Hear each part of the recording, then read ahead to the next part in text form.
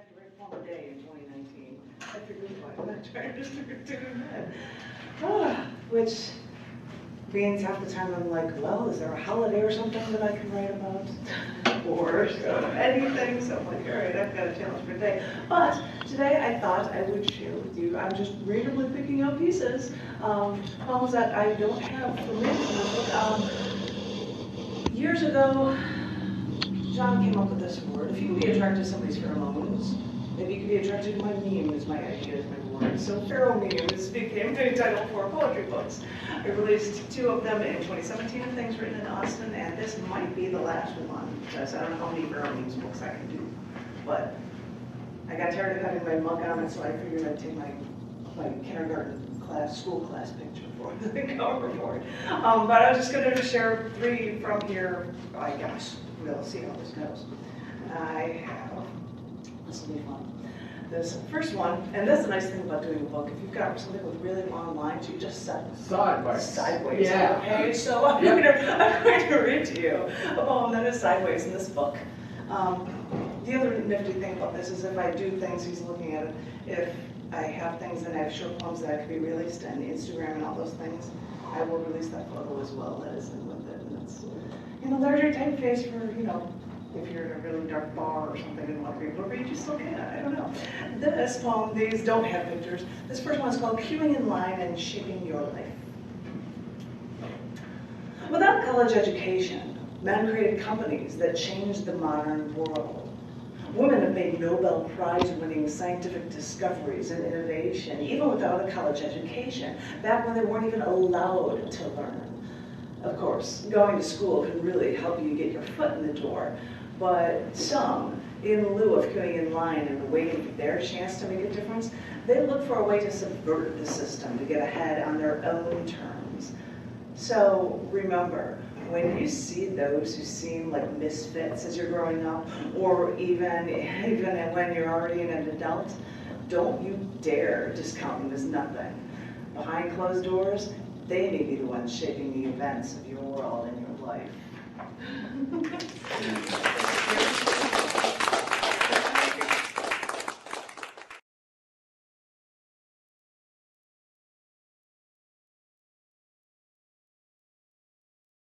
just trying to randomly pick out 3 pieces from pheromemes.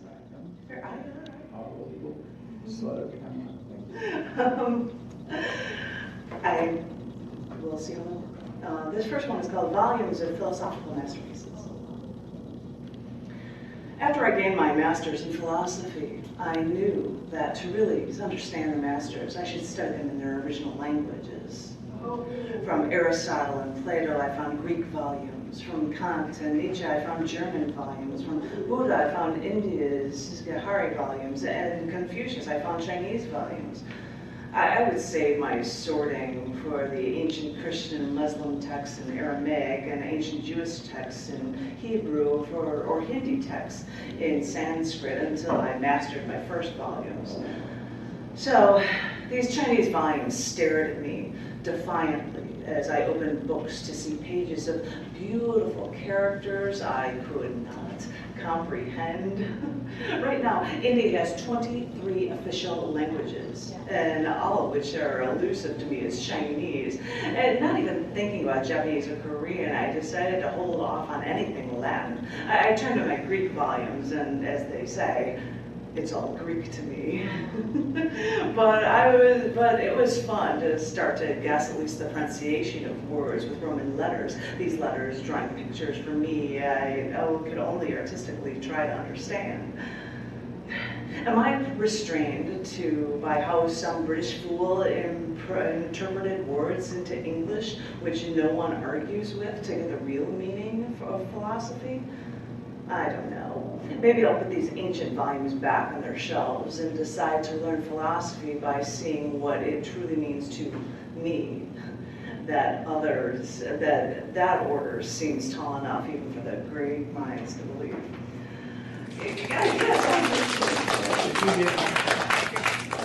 Unaccredited, but yeah, it's not like from scholarship from college for it, but that doesn't mean. I would say you did philosophy. Why? Oh, don't even get me started. I know. There's some commercial that's like, oh, you've got a degree in art, and what are you going to do for a job? That's right, yeah. Oh, you're going to history major, and how are you going to employ yourself? Anyway, this one, I don't know what this is called Didn't Think Anything of It. Oh, I believe it was written on March 1st. Today is the day they found you. My friend said he heard you in the other room, making lots of noises at 4 a.m. He didn't think anything of it, but now he wonders if he could have saved you. We all wonder that now. What could we have done? How could we have made a difference? Could you still be alive today? I know that life for you wasn't going how you wanted it to go.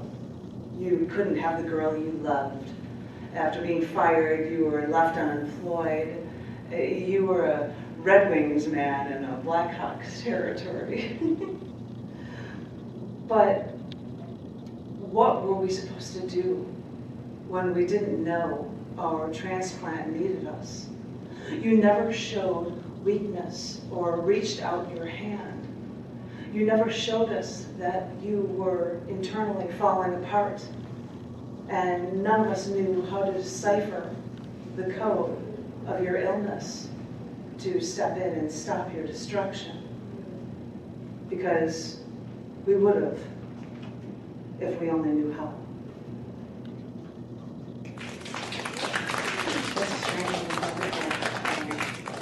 Right. It's just in an order. I'm like, oh, and that's why I'm like, and I know the day he died. I'm like, all right, I know when I wrote that. And that's probably the second. I don't want to read that one, so that was strange. This one is called Join Me. Not unlike an uprooted plant, my leaves have been wilting since I've been extracted from my only home and then transplanted over 1,000 miles away. The land's parched like my now exposed roots, which are writhing, searching for nourishment once again. Everyone tells me to relax here, get comfortable, like they know that this is where I'm now forced to stay, because they know that now I have no choice. So I do what I'm told, just like a good little girl is supposed to do, and I search for a place where I, for once, can call my own. And what I found is just the bare bones, but nothing is a home until I make my mark and pour my soul into these rooms and make this house a home. But I'm here. Things are only starting to fall into place but now that I'm here, I was wondering if you could join me. Maybe I'll set up a table and we'll find some silverware from boxes that still need to be unpacked. There's no working electricity, so maybe we can just light some candles and celebrate in the dark with champagne. Who knows, maybe a stray cat will come to the window to check us out, because I've been uprooted, you see, and I've been looking for a place I could call my own. Let's step outside, because even now more stars are looking out for me, and my favorite hunter is right outside when I step outside my own front door, maybe gaining strength from me as I gain strength from him. Since I've been uprooted, I've needed that strength. I find it in the night sky, this one constant thing in my now uprooted life. So please, my roots are searching for water. My veins now squirm trying to find a new home. So I will ask you nicely. I'll stand on my tippy toes and raise the pitch of my voice like I do whenever I ask for something. Please, join me. I'm searching for a place to call my own. I'm searching for a place I can make my home. I'm all alone here. So please, join me. And that's actually, I was writing about our first night in the house when we had no electricity and we had candles and we drank champagne and some cat came over from the window checking us out. And it was all quite adorable.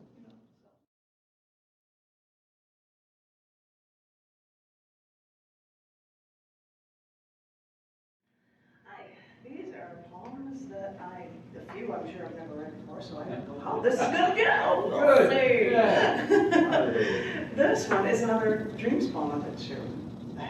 Not that this probably since it was written. Jet stream of water, dreams, 3919. Straddling this yard-wide log, floating in the water, I could see trees in the distance. It seemed this log was a makeshift boat, and I was catching the current. It didn't surprise me that this log was not spinning with me on it. This log I could see for at least 10 yards in front of me. I didn't turn around, but others were on it, like we were all riding this boat, which was actually a log, down the stream. I didn't wonder why I was here, or who these people behind me were, or where I even was. All that was stuck in my head was this massive jet stream of water lifting the front of my log boat. I mean, I had no oars or anything, so all I could do was try to lean to affect the way the log turned and stop it from being overturned into the water that seemed to me to be deeper than the bottom of the ocean. I only hope that my log/boat mates helped me, and behind me they all knew that if we all leaned in front of this log, it would started to rise, because if we leaned forward, it would just rise to over 60 degrees from sea level, and they'd all avoid turning this log or falling off. And then the log started to drop.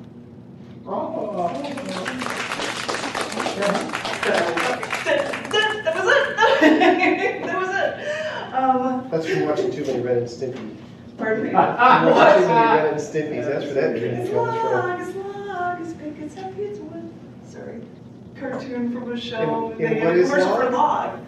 Everyone loves a log. You're gonna love a log. It's better than bad. From Plamo, it was selling a log for a toy. Everyone wants a log. It's big, it's heavy, it's wood. It's better than bad. It's good. We decided yesterday it was basically a slinky.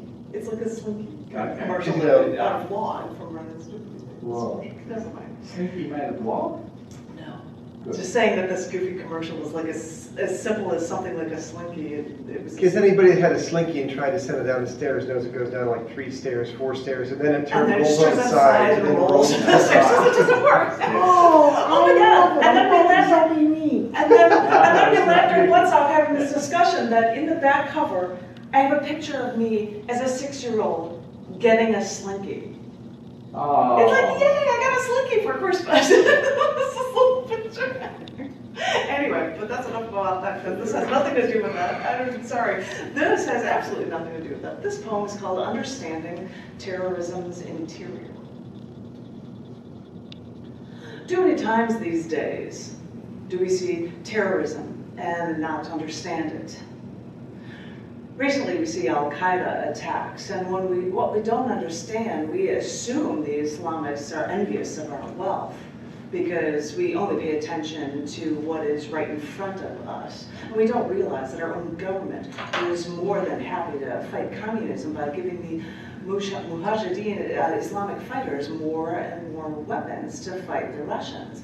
But once they were free, us Americans thought we could westernize the Middle East, which means that the last thing they wanted, which was the last thing that they wanted, translation, they were fine with taking our money so that they could fight, but otherwise they didn't want to be messed with.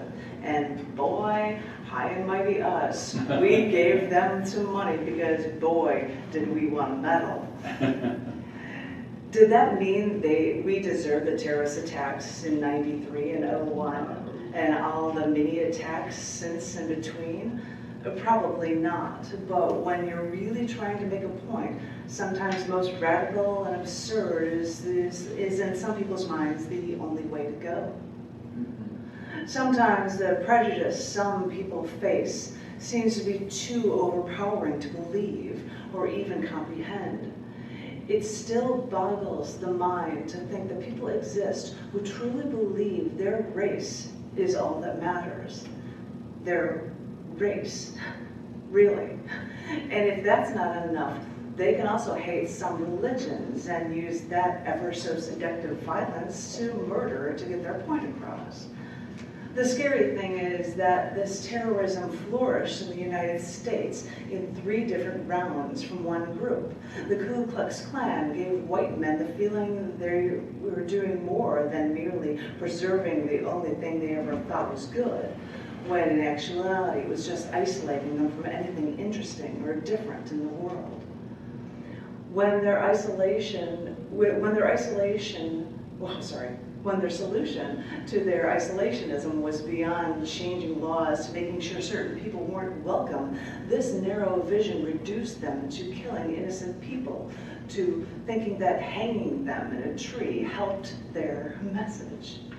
It's scary to think that this can exist on our own shores, and maybe it comforts us to know that this latest 3rd round of the Ku Klux Klan is only a sliver of the size it once was here, but it's lurking to catch us once we feel safe. The terrorism scares us because we all believe that we are open and welcoming and willing, and we forget that we only choose to spend time with those who are like us and who cushion our own narrow beliefs. We may not be terrorists, but in our own way, we choose that same isolation that may maybe lead to terror. We think we're all above it all. We think we're better than that. And then we look in the mirror and wonder what we really see. So here's that's one story. And yeah, well, I think that was written on 311. It was just KKK. You gotta look for things for every day, and that's where that came from, I think. And I don't know where this one came from. This one's called Just Let Me Have My Space. And for those who wondered if I had a little Instagram image for it. So it's Just Let Me Have My Space. This is the last one for you. All these years, it was just me and my dad. He taught me to trust no one, to be self-reliant. You would call it staying off the grid, but my dad knew what was best. He taught me to read. He knew what government schools only would teach you what they want you to know. And when I first saw my dad shoot a gun, I knew this was the only life I'd ever lead. So I stayed with him. He was all I knew, and Dad was like my God. So I don't know who was right and who was wrong when people in uniforms came onto our land when they had no right to barge in. Oh, wait, I guess I'm now defining who was the one wrong. But after all that had recently happened, I don't know if us wanting to keep our privacy or is reason enough to shoot any intruders, or if it's okay that we got so exasperated with the public that we'll reject the public law with our own violence, or to stop this spread of all this public insanity to the unknowing and unsuspecting idiot masses. All I know is that I like my space, the trees, the river, the sun, and the weather. Just let me be alone. You and your modern views aren't welcome here. Just let me have my space. It's just me and my kid. I mean, this is a story. I don't know where to just leave me alone. Just, you know. You won't leave me alone? And I want you to read this little story about the person who was the assassin for ISIS, who cut 5 people's necks apart and he had no nightmares at all. That's terrible. We don't do that. I should try to read, see if I can make this out. Is this what you wrote about? Yeah, some phrases are in here. Okay. But it's about saying goodbye because I didn't have anything about it. So we'll see how this goes. Anything can happen at any time. Yes. So it breaks my heart when you say goodbye. Your desire for life, your desire to live changes everything.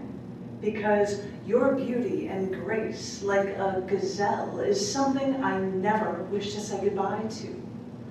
I want to hold these images of you, these percolations that wash over me, because no one speaks in the language of angels unless it's you, until you say goodbye to me again. Because my fortune's been cast like rain, pummeling down on me, ever since those words belonging to you were so succinctly punctuated to me. Goodbye. It still echoes through this skull chambering my mind. You gave me light. You helped me shine. This truth we shared together cannot be a goodbye, because our time together is eternal. So don't say goodbye. Our creative nexus will never end. Oh, How was that?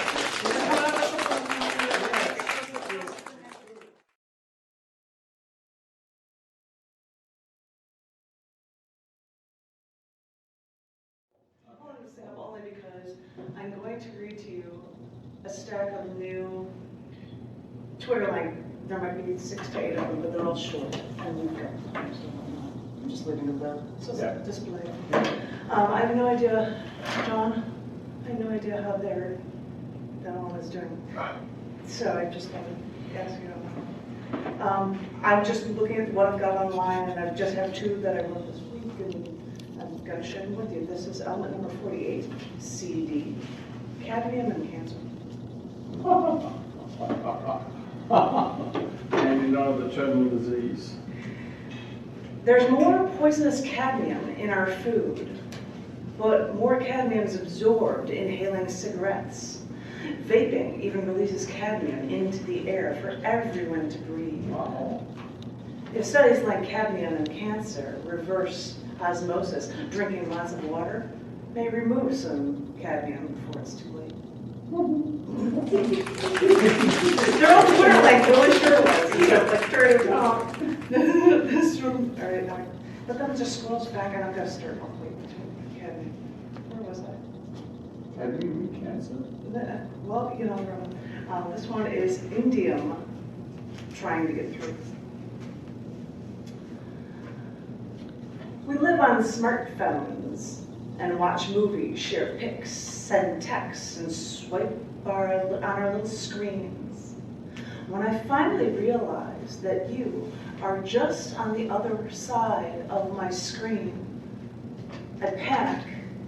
I move my fingers, failing to get through to you. Why give me what I need if we're meant to be apart? Ooh, whoa. And that one has a smartphone. And then we get to cadmium. Next one. Aha, number 50, SN. Oh, that was element 49, IN, indium. This one's element 50, SN. Tin foil hats on Tin Pan Alley. That's what it's called. Jump on a hot tin roof wearing tinfoil hats on Tin Pan Alley. Can our foods in it, for the element tin is even in the soil under our feet. Naturally found in soil, it gets in our food, leaving tin within our tissue, in our bodies, and I suppose I'd care if I only had a heart. Oh,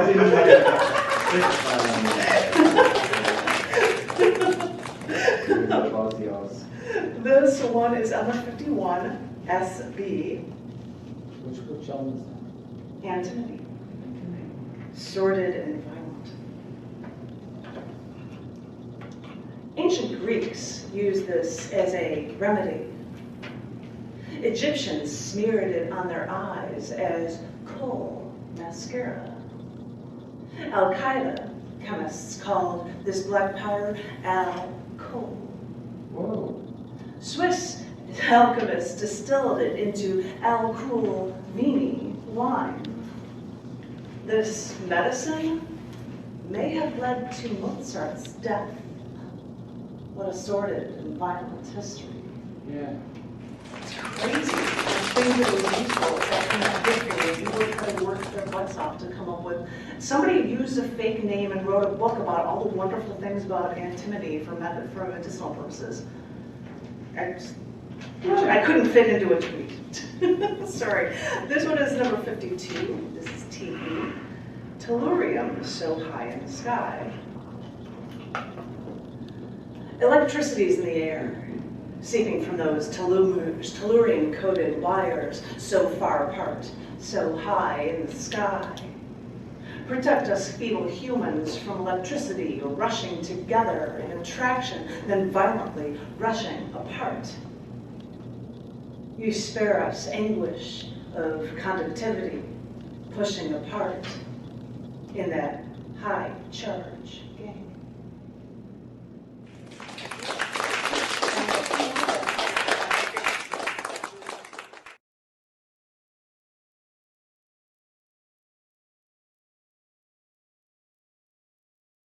I'm just going to pull, I've read only 19 before, so. I heard that protesters in Venezuela were mowed down by tanks. And I thought about the other side of the world. And I thought about this side of the world. This is a poem from Williams that is called Our Demons Can Murk Us. No one wants to hear about something bad happening to you. I was raped, says the woman who worked as an acquaintance rape workshop facilitator for years. Yeah, that sounds believable, they think. You've understood the rolls of eyes and downward glances from people who don't want to hear it, as you shut up when someone physically assaults you or attacks you, because you see, you've got bruises and scrapes to prove it, but that doesn't matter when no one will listen.